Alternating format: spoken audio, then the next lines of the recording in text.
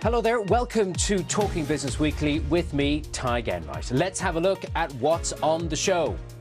The crypto crunch is coming, with opinions divided. Just how important is the US presidential election for the future of cryptocurrency? The Democrats have spent years cracking down on rogue crypto firms. So will that continue with Kamala Harris, or can Donald Trump fulfill his promise to make America the crypto capital of the planet? I'm going to be discussing all of this with these two. The chief legal officer of one of the world's biggest crypto exchanges explains why it's crucial the world's biggest economy makes the crypto rules clearer. And we'll hear from the man overseeing them. The head of the US regulator, the Securities and Exchange Commission, explains why he's brought so many lawsuits against crypto firms. Plus, the viability of vaping. The boss of the e-cigarette firm Juul tells us why his business has a long-term future, even though he doesn't want any young people taking up the habit.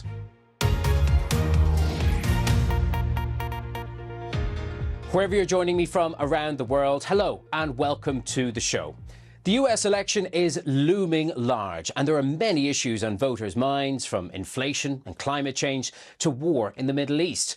But despite all those, one Republican senator has said that cryptocurrencies are a defining issue in the run-up to November the 5th, and he's not alone in thinking that.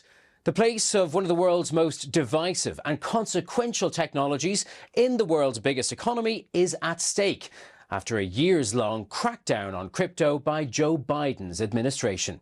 Well, since the US regulator, the Securities and Exchange Commission, brought its first enforcement action against crypto back in 2013, the number of cases has grown steadily, hitting new highs in recent years.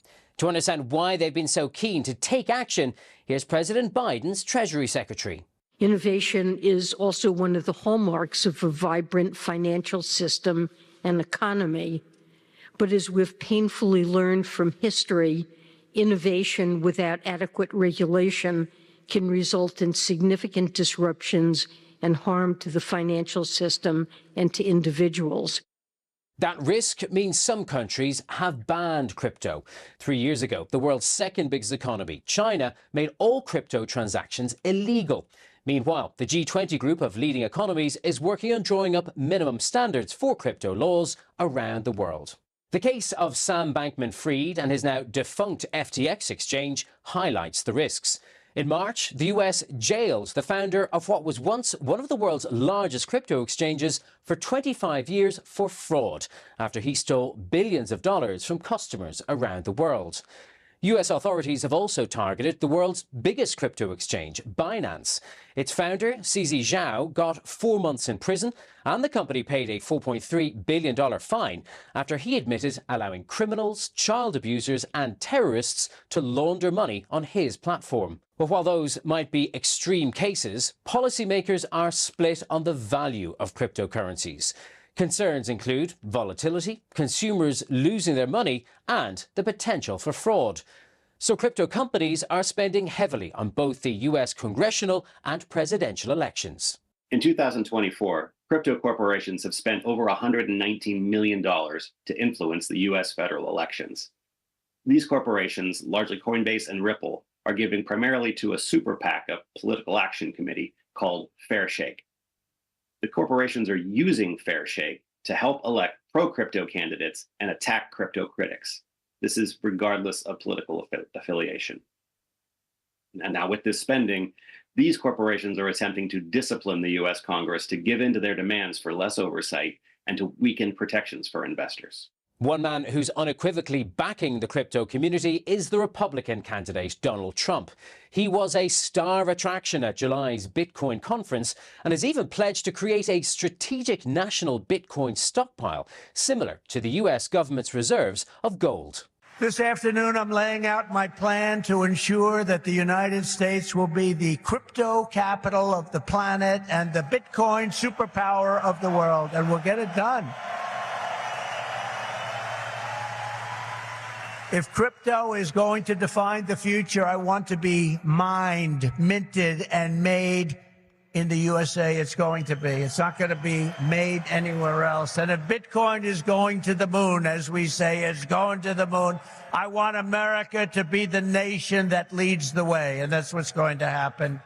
As for the Democrats, the party leader in the Senate has said he wants sensible crypto laws passed by the end of this year, while their presidential candidate, Kamala Harris, hasn't been particularly forthcoming on crypto. Last month, one of her advisors said she's going to support policies that ensure that emerging technologies and that sort of industry can continue to grow.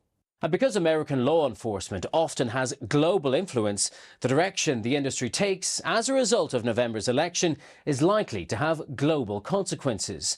US-based Coinbase is one of the world's biggest platforms for buying and selling cryptocurrencies, and I've been catching up with its chief legal officer. Paul Grewal, thank you for talking business with us today. It's pretty clear the two candidates in November's US presidential election have very different positions on cryptocurrencies. So how important do you think that election is to the future of crypto, not just in the US, but of course by extension around the world as well? There's certainly no question that crypto will be important in the US election come November.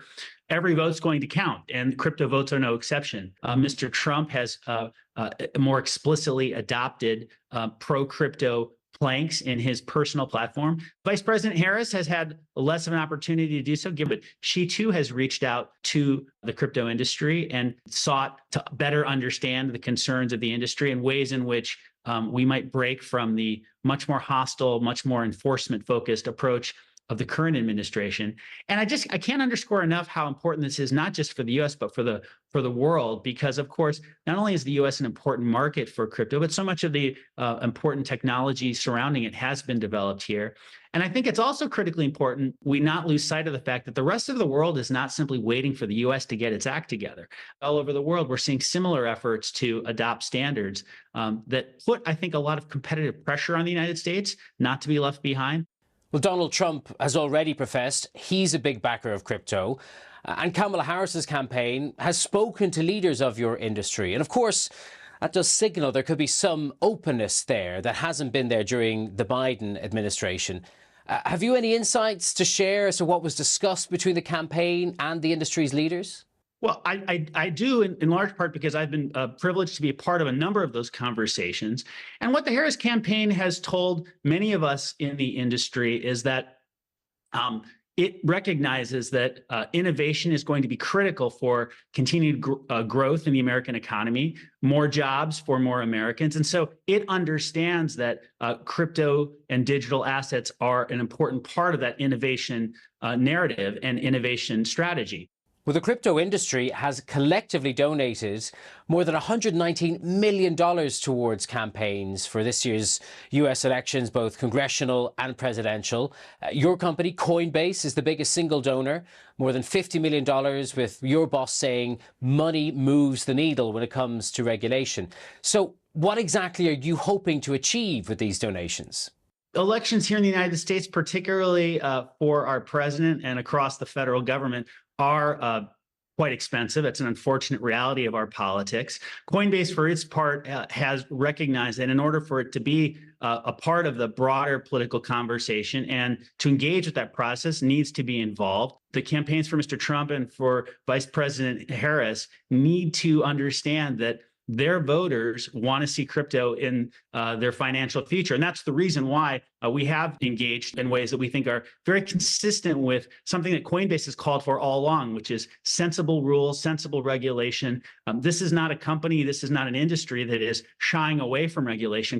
Well, a bill to bring in new US laws isn't on the statute books yet, but the SEC, the Securities and Exchange Commission, has already criticised it, saying it will give less protection to consumers, pointing out it will allow the industry to self-certify some products away from their jurisdiction. Is self-certification really a good idea? Can that really happen if consumers are to be protected? Well, self-certification subject to explicit standards set by the Congress and by the regulators, and of course, oversight by those regulators and supervision by those regulators can and often does work. What we're fundamentally asking for, Tig, is the same approach, the same standards be applied to crypto as for any other asset class. no tougher, but no weaker. And in the case of digital assets here in the U.S., clarity about whether the asset should be treated as a commodity, for example, or as a security is critical, given our unique division of jurisdiction under our federal securities laws and commodities laws. Well, take a step back, Paul, and just remind our audience, why does the world need crypto? What these types of assets provide is a faster, cheaper, more secure way for value to be transmitted between two people, two entities, or two organizations anywhere in the world. Not enough people have access to basic financial services when it comes to the traditional system. What crypto can offer is the ability to get a home loan, the ability to send money back home to family and friends when working in another country. These are real examples and real use cases that crypto can provide if only given the chance. Well, the US regulator, the SEC, is suing your company, accusing you of illegally operating an unregistered securities exchange, and plenty of other similar companies are facing similar actions. Do you feel like the regulator and its chair, Gary Gensler, are simply opposed to crypto, that they have a bias against it? Well, there's no question that Mr. Gensler and the current SEC have adopted a view that that courtroom litigation is far preferable to legislation when it comes to establishing standards and rules. And so we think the right answer is, again, let's adopt rules. Let's have Congress reestablish its primacy, as our Constitution requires, in setting the standards for not just the regulators, but for all of us engaged in these activities. And through a much more collaborative process, get to rules that can work, as opposed to simply relying upon judges and American juries to decide these questions years after the events at issue have taken place. Paul Grewal, Chief Legal Officer of Coinbase, thank you for speaking to us. My pleasure, Ty. Thank you. So just what is driving the US government's crackdown on cryptocurrencies, and what is the best way to protect consumers from the risks of what is still an emerging technology? I've been speaking to the head of the US regulator, whose job that is to do, and to make sure that financial markets are fair and efficient, the chairman of the Securities and Exchange Commission. Chair Gary Gensler, it's wonderful to have you on Talking Business today. Over the last few years, under your leadership, the number of enforcement actions that the SEC has taken on crypto firms has increased pretty substantially. Why are you paying so much attention to this industry? First, thank you for having me on your program, Tig.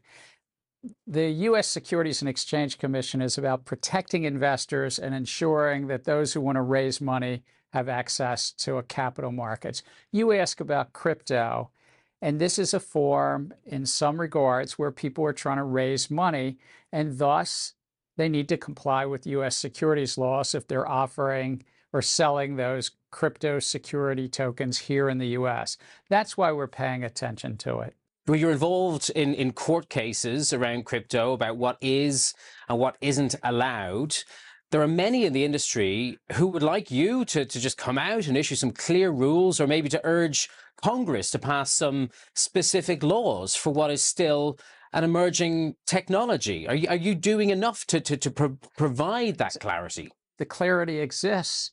They're called the U.S. securities laws, and they've been time tested for 90 years. This is a field that has come along, and just because they're recording their crypto assets on a new accounting ledger, they say, we don't think we want to comply with the time-tested laws. And what has it led to? It's led to a field that's rife with fraud and hucksters and grifters, and the investing public around the globe has lost too much money due to this non-compliance with time-tested protections for investors. Those are some pretty strong words, hucksters, grifters. I'm sure you... Well, they're accurate, Ty. I choose them carefully. Look, we've seen this show before in the U.S. It was in the 1920s. It led to a great stock market crash. It led to reforms put in place by our great president, President Franklin Roosevelt, in the 1930s to protect investors. It's a basic idea. If you want to raise money from the public, you need to share certain information with the public, and the public then gets to decide. Congress is in the process of legislating for crypto regulation. It's not become law yet.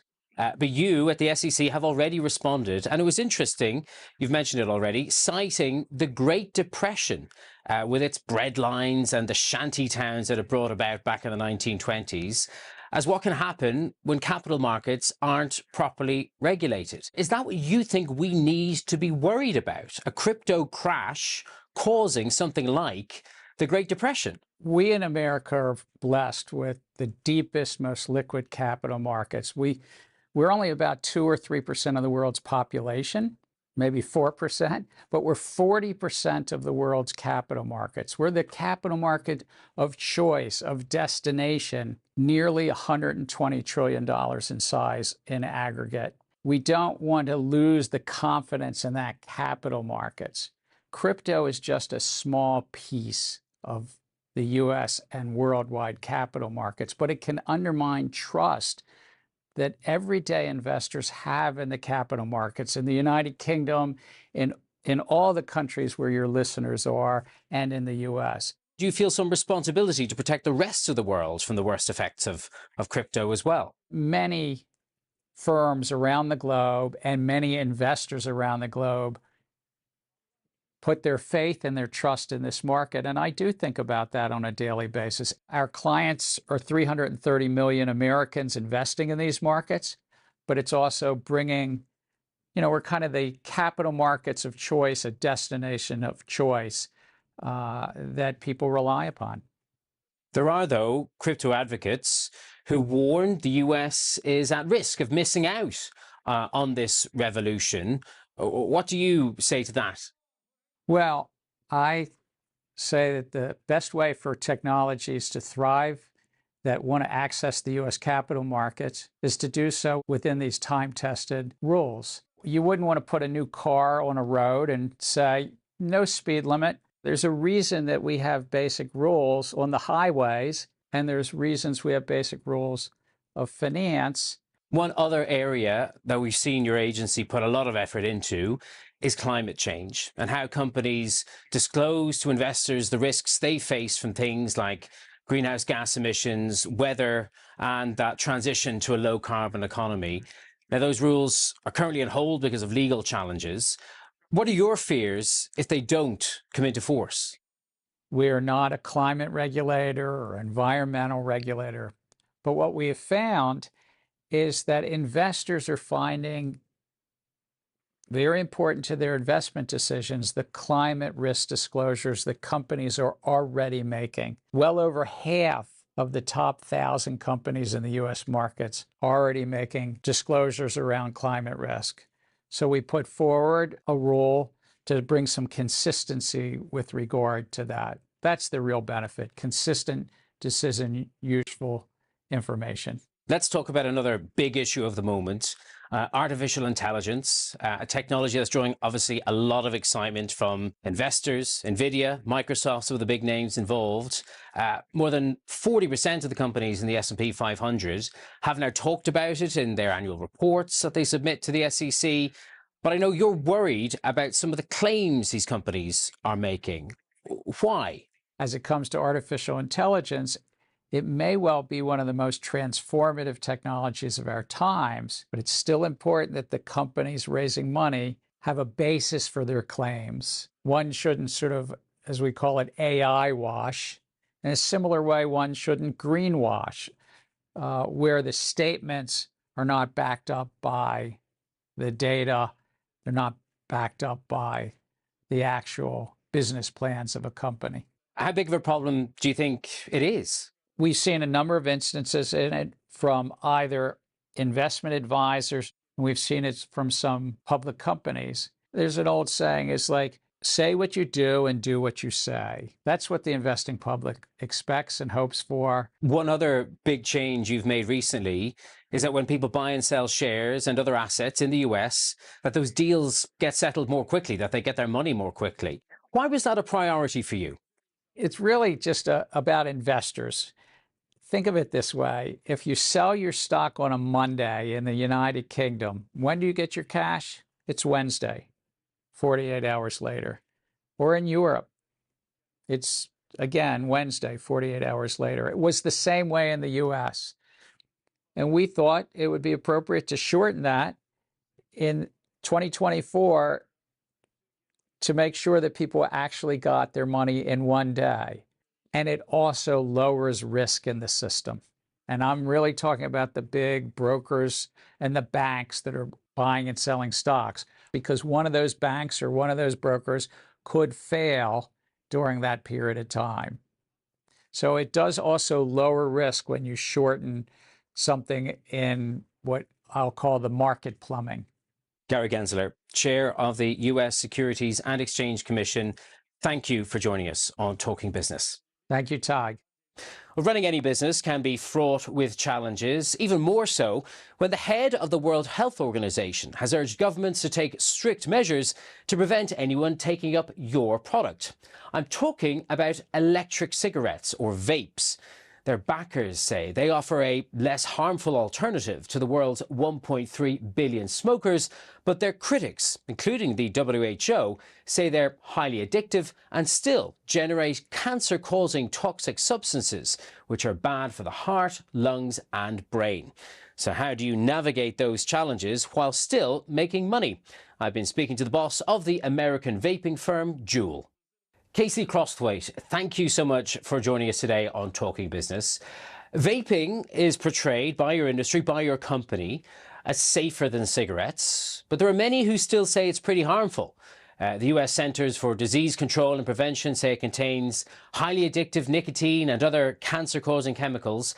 So are you happy to sit here today and say it is safe? Juul Labs was founded to address the leading cause of preventable death, and that is the use of combustion cigarettes. The company has been in existence now for over 10 years and focused on creating technology that will help the world deal with this public health crisis. And there has been a growing body of scientific evidence that for adult smokers that will completely switch off of using combustion, and unfortunately, as we sit here today, there's still a billion of them, that they in fact can have reduced risk by using e-vapor products versus combustion. But it's not just cigarette smokers or former cigarette smokers who use Juul and other vaping products. Plenty of young adults out there are taking it up as a habit. Are you happy to see that? We do not want any youth using our product. Nicotine itself is not safe. It is addictive. We do not want anyone other than adult smokers who otherwise would not quit to use the Juul system. So should more be done to prevent new users engaging with vaping? One idea is that vapes should only be available on prescription. Perhaps, is that something you'd support? I think regulation and scrutiny and evaluation of how best to offer products like e-vapor and Juul in particular to adult smokers is critical. However, I think it's a balance. When cigarettes are offered on every shelf, ideally you would want adult smokers to have access to products like Juul with accurate information to understand their choices they're making. So in some market, if you can only access a product like e-vapor through a prescription or some other way that is more difficult to get to, then I think that balance is off. The World Health Organization has identified 34 countries that don't allow vaping. Some have decided to ban it, some have never legislated to allow it. Do you think that number is likely to rise or fall? I certainly hope it falls. I think when you have countries in the world where you can walk into a store and buy a cigarette, a product that is deadly, that kills half its users prematurely, but for whatever reason, a regulator has determined that you cannot offer an alternative to that adult smoker that could potentially provide less harm, I don't think that's the right outcome. I do believe that with the right regulatory framework, with responsible manufacturing and product technology, and science and relative risk information that's accurate and accessible to smokers, I think we could be on a journey, maybe in my lifetime, where we start to see a world with cigarettes on the way out the door finally. So I think it's getting that balance right. The head of the World Health Organization spoke about e-cigarettes last year, saying, "I urge countries to implement strict measures to prevent uptake, to protect their citizens, especially their children and young people." So if countries do live up to that, does that mean that as a business, vaping is not really viable as a long-term investment? I look at today where we stand, and we have converted 2 million adult smokers who otherwise would not have less cigarettes to Juul. And with 1 billion adult smokers that are out there, I believe this business has a very long runway and a very important task ahead of it. We have been investing heavily in next generation technology, next generation access prevention technology with things like pod identification chips to lock single use of the product. And today we exist in essentially 3 markets. So I think our business will have plenty to do as we go pursue this important work of converting the world's 1 billion adult smokers. Casey Crosswaite, thank you so much for talking business with us today. Thank you so much. It was great being with you.